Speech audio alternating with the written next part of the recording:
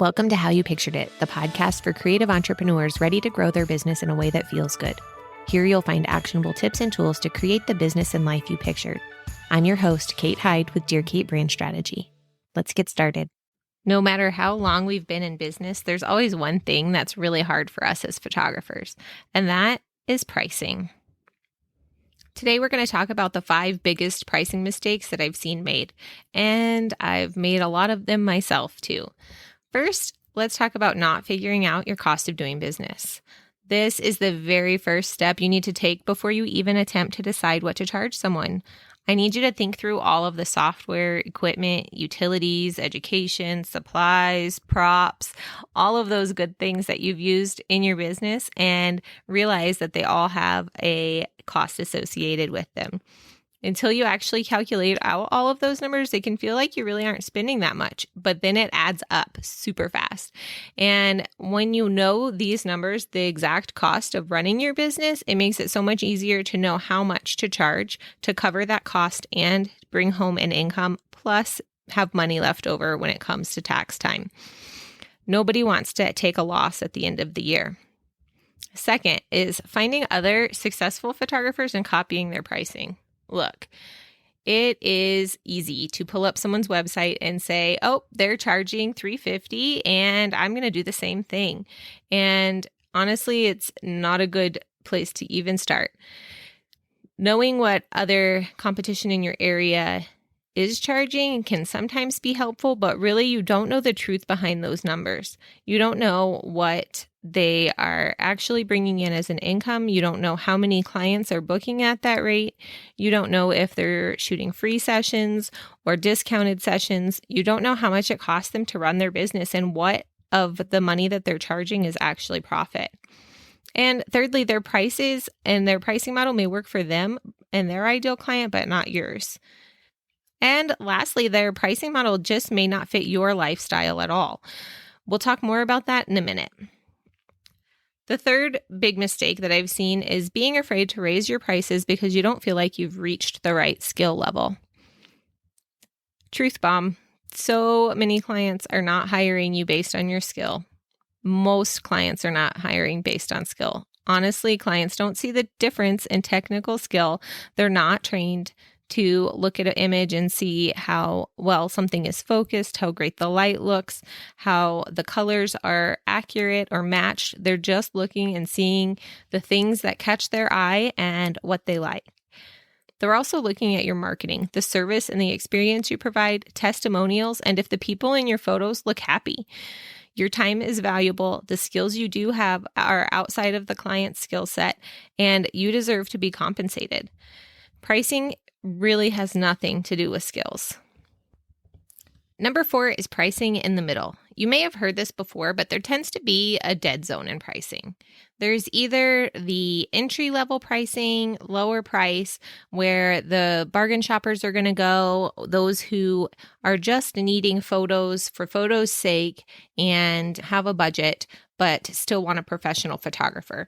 And then there is that kind of luxury price range where those people who aren't afraid to spend a little more like to shop. Then there happens to be this point in the middle where the price shoppers feel like you're priced too high and those luxury clients feel like you're priced too low and something might be wrong with what you're offering them. They're not thinking that they're going to get an expert when they hire you if you're priced in that middle zone. They're expecting a certain budget, and if you are lower than that, they'll think that perhaps that you're not the right photographer for them and they won't trust you and your services. When someone pays high dollar, they trust the professional's knowledge and experience and are happy to hand over their money.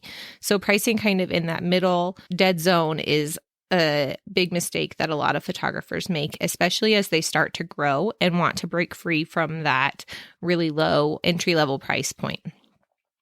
Number 5 is not thinking through your experience from the client's shoes. Sometimes we forget what it's like to be on the other end of the camera, and we start pricing our photography based on what the experts are suggesting. We hear that providing digitals is not the right way to go, because then the client can print wherever they want and you don't have control over the final image. We hear about in-person sales appointments being great so that you can help the client choose their final images, and that can be true. But if the client is not wanting those things, then it's really, you're wasting your time and not going to be able to find the right clients for you if you're not offering what they need. And then the last thing that we're going to talk about is not choosing the right pricing model for your life and your values. Look, you're going to be more successful when you do something that you love. For me, that meant not doing in-person sales. Yes, it was a profitable business model for me. I made good money doing in-person sales, but what I didn't love was that I was spending time away from my family, not shooting. I would have rather been shooting when I was away from my family, and providing that in-person sales service was not something that was a good fit for me. And it turned out that it really wasn't a good fit for my clients either. The ones that were hiring me with that service are not the ones that I really wanted to work with. And so changing to an online sales model with soft proofing turned out to be the right pricing model for me and for our family's life and for our family's values. So figuring out exactly if you should be doing online sales, in-person sales, collections, and session fees.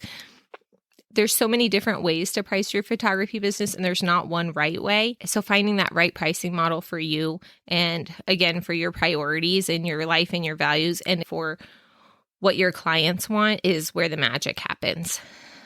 So let's do a recap real quick. The first big mistake that we make is not figuring out cost of doing business. The second pricing mistake is finding other photographers and copying their pricing.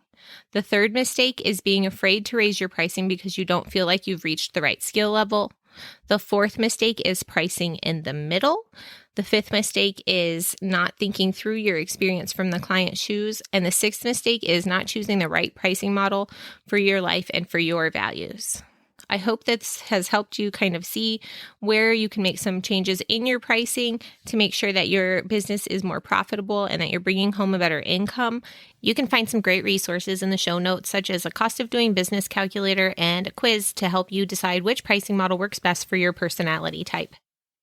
If you've enjoyed this episode, I would really appreciate you leaving a review and subscribing or sharing with your friends on social media. Just take a screenshot of wherever you're listening and post it into your stories and share what you've learned from this episode. You can tag me on any platform at Dear Kate Brand Strategy. Thanks so much. I'll see you on the next episode.